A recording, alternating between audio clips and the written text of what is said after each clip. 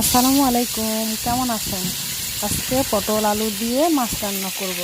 প্রথমে পটল আলু ছুলে নেব, তারপরে কেটে নিয়ে পটল আর আলুগুলো তেলে ভেজে নিব। ভেজে নেওয়ার পরে আমি মাছ রান্না করব। সবাই দেখতে থাকুন।